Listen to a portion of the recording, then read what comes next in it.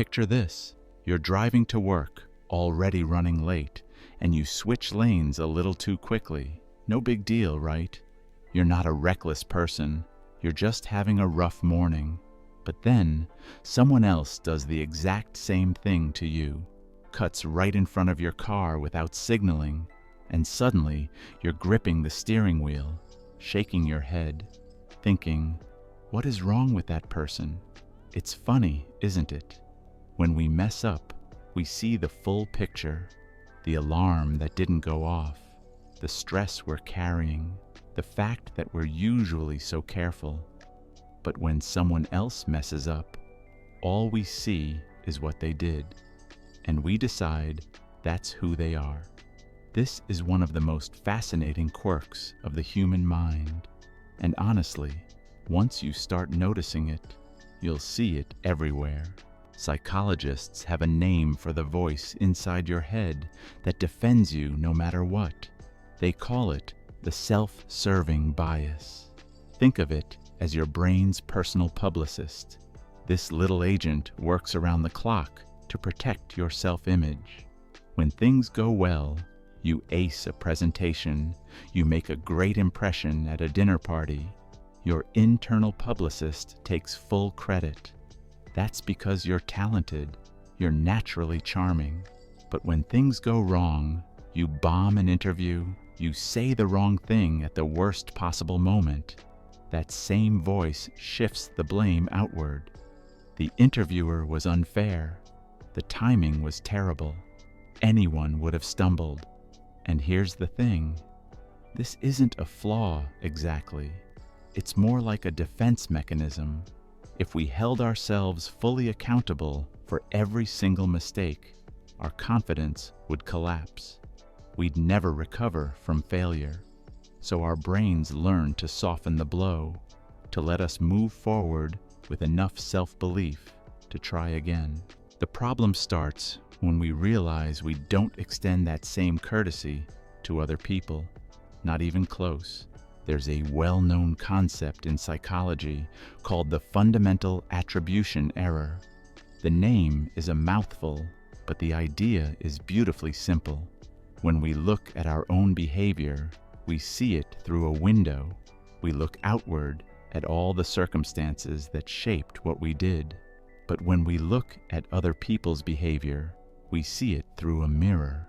All we see is their reflection, and we assume that reflection tells the whole story. Your coworker misses a deadline? Lazy. Your neighbor doesn't wave back? Rude. A stranger snaps at a cashier? Terrible person. We skip right past the possibility that your coworker was up all night with a sick child, that your neighbor just got devastating news from a doctor, that the stranger at the store is going through the worst week of their life. Why do we do this? Because considering someone else's circumstances takes effort.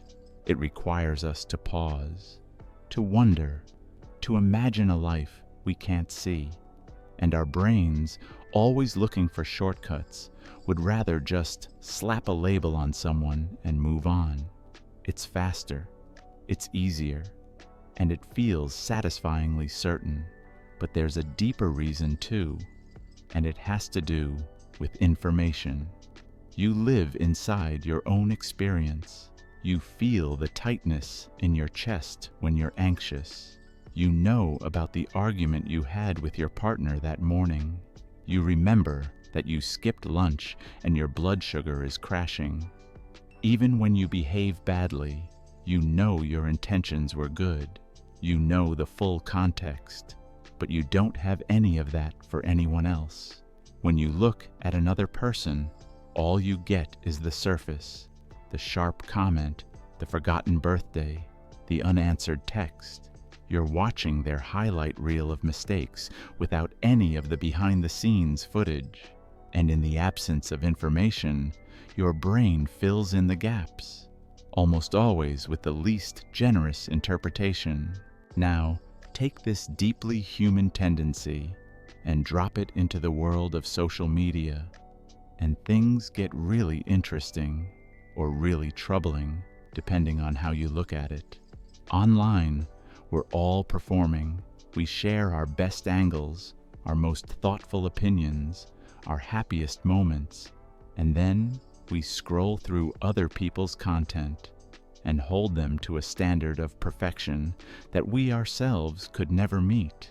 Someone posts a comment that's slightly tone deaf, and within minutes, thousands of strangers have decided this person is fundamentally bad.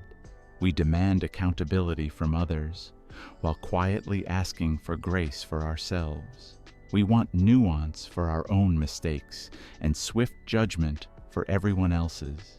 The screen makes it worse because it strips away everything that makes a person human. Behind that profile picture is someone with fears, regrets, good days, and bad days, just like you. But the format doesn't let you see any of that. So the fundamental attribution error, which already runs strong in face-to-face life, goes into overdrive online. And here's what's worth sitting with for a moment. This double standard isn't just an intellectual curiosity. It quietly damages almost everything it touches. In relationships, it becomes a slow poison. Both partners walk around feeling like they're carrying more than their share, because they can see their own effort and exhaustion, but they only notice when the other person falls short. Over time, resentment builds, not because anyone is actually selfish, but because both people are stuck seeing the situation through different lenses. At work, it creates cultures where people are terrified to make mistakes because they've seen how quickly a stumble gets turned into a judgment about someone's character. Innovation dies in environments like that. Trust erodes. And on a personal level, it leaves us strangely lonely. When you judge people harshly, you build walls without realizing it. And when you excuse yourself too easily, you miss opportunities to grow. So what do we do about it? How do we close this gap between how we see ourselves and how we see everyone else? It starts with something small, a pause, just a moment of hesitation before the judgment lands. The next time you catch yourself writing someone off, calling them careless, selfish, clueless, try asking yourself one question. What would have to be true about their day for a good person to behave that way? Maybe they just got terrible news. Maybe they're running on 2 hours of sleep. Maybe they're dealing with something you can't even imagine. You don't have to know the answer.